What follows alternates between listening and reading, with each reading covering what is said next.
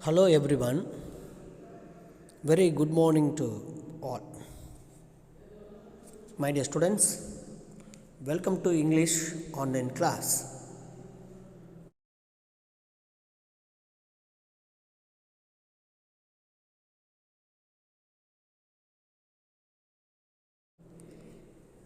My dear students, last class we discussed unit number 4.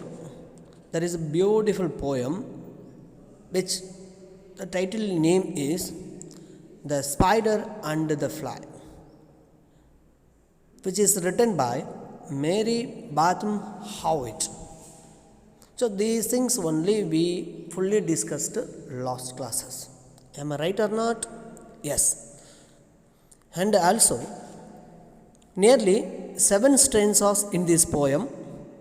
We learnt only first 2 stanza in the last classes.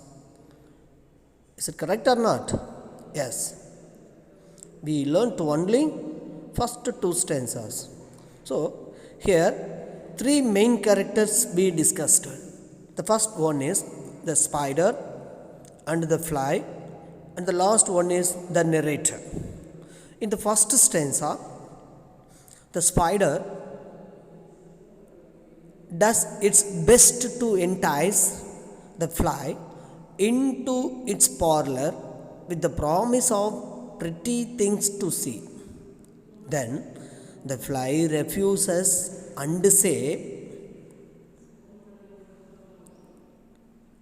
the fly says it will never visit because it knows whoever goes there is never seen again. Am I right or not? These things only we discussed in the first stanza in the last class. And important words: prettiest, parlor, spy. And also C refers the word the spider. No. C refers the word the fly only. In second stanza, the spider tries a different tactic, offering the fly a pretty and comfortable place to sleep. Again, the fly refuses, citing the disappearance of others who have accepted this offer. These things only clearly known about the fly. Here, the spider used many tactics, but the fly refused to enter the spider house. Am I right or not? So in the first 2 stanzas only he have discussed these things only. How to reach the spider's parlor? This is a type of question. How to reach the spider's parlor? The spider's parlor can be reached through a winding stair. And another one, what will the fly get to see in the parlor? The fly will get to see many curious things in the parlor. Am I right or not? There are many curious things in the parlor. Is fly willing to enter the spider's pantry? No. The fly is not willing to enter the spider's pantry. Can you guess what was in the pantry? Only remains of dead flies may be found in the pantry. Only dead flies may be found in the pantry. The word see refers to the fly only. Am I right or not? Okay, my dear children, take our textbook. Let us see the page number 102. 102. Stanzas 3. Third stanza I am going to teach you now. Said the cunning spider to the fly, Dear friend, what can I do to prove the warmth of affection I have always felt for you? I have within my pantry good store of all that's nice. I'm sure you are very welcome. Will you please to take a slice? Oh no, no, no, said the little fly. Kind sir, that can be. I have heard what is in your pantry, and I do not wish to see. In the third stanza, still the spider preserves. Now he tries to and manifolds to fly into the flying guilty for not accepting his many guesses of friendship. Dear friend, what shall I do? The spider is eager to prove his friendship, but is still on his terms. At the end of the day, he is using guilt as the another roundabout way to get a fly into his home. I have within many pantry good store of all that's nice. This content invitations to see or sample something in his house is almost a pitiful refrain. He is repeated and at his wits' end on how to gain to fly's trust. In turn, it's commendable the way to fly fights the politeness with the politeness. She addresses the spider. The fly addresses the spider as kind sir.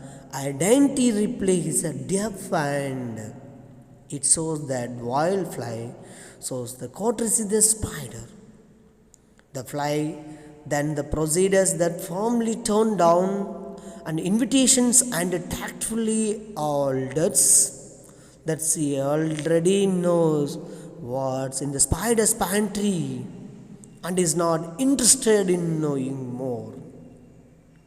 Here the spiders is not interested in knowing more about the spider's home. In the fourth stanza, sweet creature, said the spider, you are witty, you are wise. How handsome are your gazy wings? How brilliant your eyes! I have little looking glass upon your parlor shelves. If you shall step on a moment, dare you shall behold yourself. I thank you, gentle sir, said, who said? The fly said, for what you are pleased to say. And binding you good morning now, I shall call another day. These words is replied the fly to the spider. And the vainty, in the fourth stanza, the vainty in the spider choice weapon now. He heaps the flattery on the fly, in praising her beauty and wisdom. The spider sends the message that he acknowledges that the fly is smart, cocky. This well-placed compliment could have lured her into the false sense of security, for the fly could assume that she was smart enough to see through the spider's evil plan. Evil plan is a bad plan of the spider. And immediately after, the spider begins to praise her loveliness and brilliant eyes. Then spider speaks if the fly does not realize her own beauty. He wants to show how lovely she again in her invitation. And one moment is all the ask of her, one moment in all her he needs. Oh, in flies replied, "Oh no, no, our little flight doesn't seem to we had the refusal now. She hasn't accepted the spider's invite. We could even say she's studying. After all, the fly still hasn't specified when she will visit the spider. She hasn't given an outright no, like she used to the earlier and earlier. In the fourth stanzas, the poet's understanding of human human psychology. In the fourth stanza, the poet's understandings of human psychologies. In fifth stanza, the spider turned him round about and went into the den. For well he knew the chilly fly would soon come back again.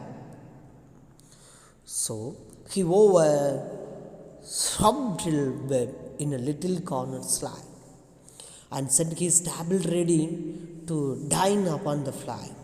Then he came out to his door again and merrily did sing, "Come hither, hither, pretty fly, with the pure silver wing. Your robes are green and purple, there is a crest upon your head. Your eyes are like the diamond bright, but mine are dull as lead."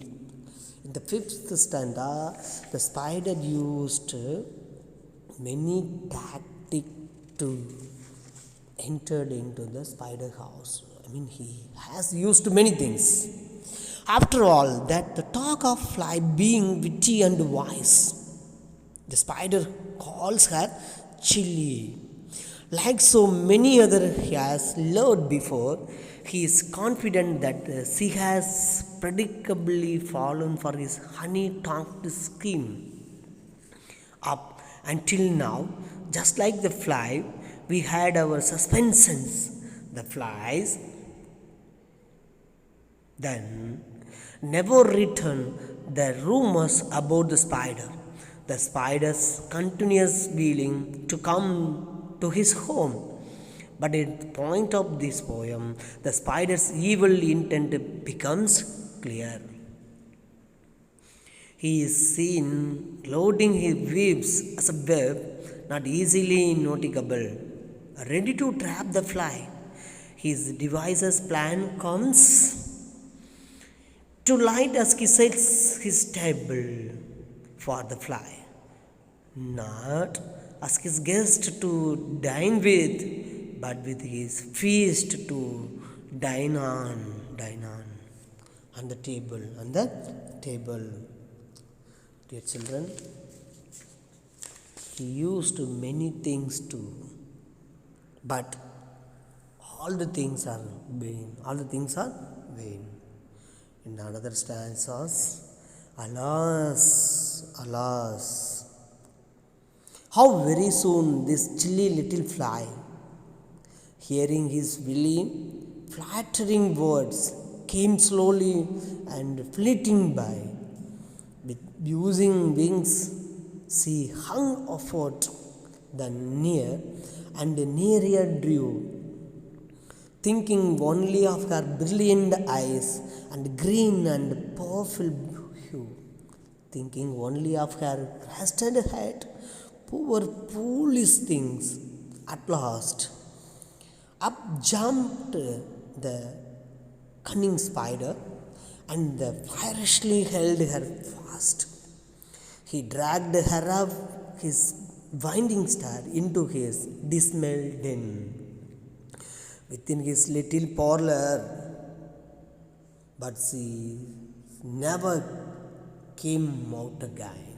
In the sixth stanzas, alas, alas, the exclamatory, the poetic lament for, oh no, no, is uttered.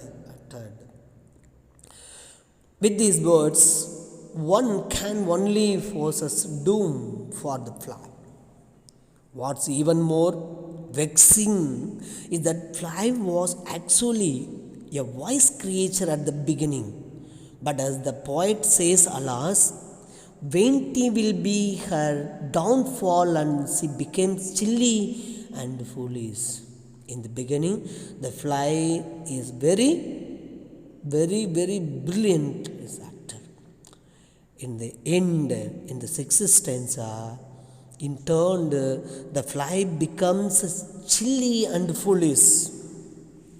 Learned in the spider devices sweet talk. His willing, flattering words that fly sets aside her sensible sense. Yet there is still a part of her that very how safe in the situation is. We see her slowly fluttering by, gradually testing that waters as the fly comes closer in the spider's home. Nearly entered the spider home. Mesmerized by the thoughts of her reflection, she gradually approaches the spider's web.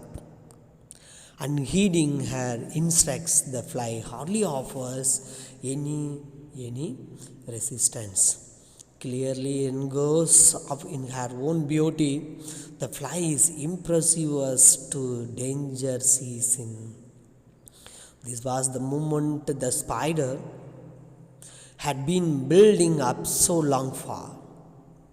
Quickly, he bounces on her, fiercely held her fast, now deadly and focused his goal. The spider wastes no time. The home that he had no charmingly described before reveals its deadly designs. And the end of the line, the sixth stanza, as the poem rapidly tasks us through the spider's winding stair, his dismal den, his little parlor, our foreboding is realized, and we knew there is a gradually, and for the poor fly, for just like she remarked once of the others before her, she never came out again. Who did not come out again? The fly never came out again because she mesmerized about the words of the spider. Now the fly entered into the spider's web. That's all. She never came. Never came.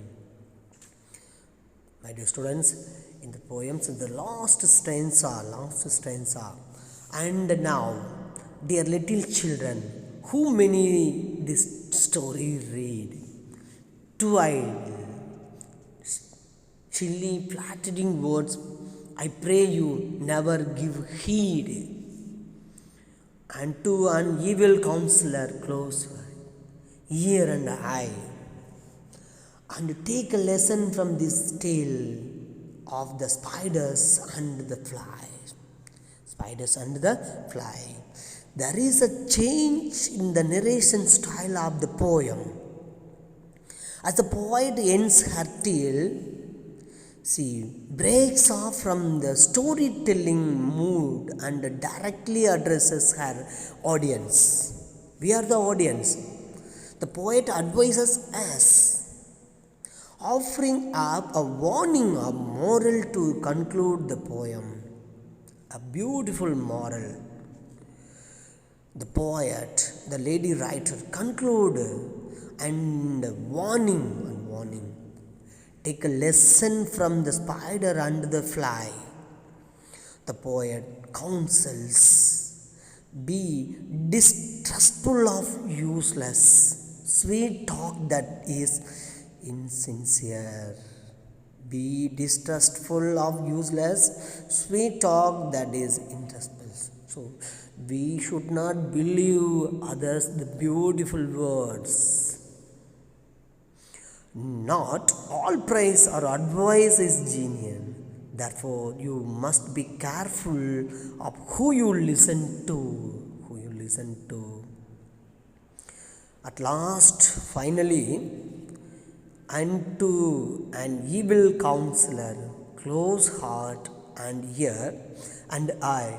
For the matter, the poet would rather like us not coming into the contact at all with sweet tongued people with not so sweet intentions here. In the end of the poem, the poet concludes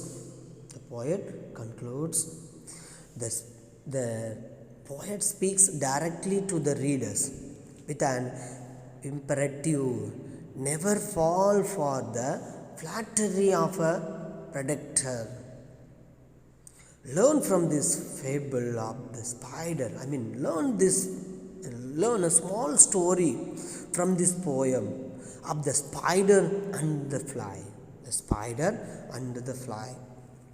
Here, see, clearly explained. Even the spider knows his own and preparation of the feast on the fly. After setting clever trap. Whose clever trap? The spider's clever trap. It again appeals to fly's vanity, to the price of beauty words, to the spider's less appealing appearance. What happened at last? The fly mesmerized. Now here, the same thing.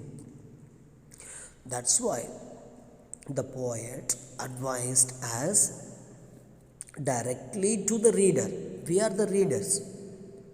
With an imperative: never fall for the flattery of a predator.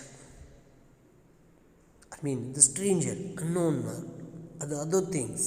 So be careful always. Learn from this fable of the spiders to the fly. So the poet concludes, so now I have successfully completed the Unit 4 poem, The Spider and the Fly. So you have learned small messages from these areas. Dear children, the fly's appearance and the spider's pollen, these things only. It's a very important one. The other thing, they will, examination point of view, they will ask side by side the questions. Who refers the word see? Who refers the word I? I refers the word the poet. C refers the word the fly. You have to write like this. We can get easily 1 mark from these areas. And also figure of speech. What is the figure of speech? Simile, metaphor, personification, and rhyming words and rhyming schemes, anaphora, and etc. The poet has used in this poem. For example, see, each and every stanzas you have to identify the word like. Like is nothing but simile. We can easily identify the word simile. How can we, sir, identify it? Like. See, the two objects are compared here. Two objects. C looks like a moon. Like that, C is an object, moon is an object. Here, two objects are comparing. With the helping a word like. Here, the word used simile. You have to write simile. S-I-M-I-L-E. Simile. You have to write. Then rhyming words we can easily identify it. Fly, spy, like that. Star, there, like that. You have to ask. Vain, again. At the every stanzas, at the end of the line, end of the word, you have to see. Fly, spy, star, there. This is the rhyming words. We can easily identify it. And rhyme scheme also. We have easily identify it. And the repetition, the anaphora, repetition of the word. For example, hither, the word repeated again and again, you know that. Here also it is called repetition word. Dear children, I hope so. Learn thoroughly this poem and paragraph and appreciation question and poetic devices also. Okay, my dear children, sir, I will meet you again the next class. Thank you very much.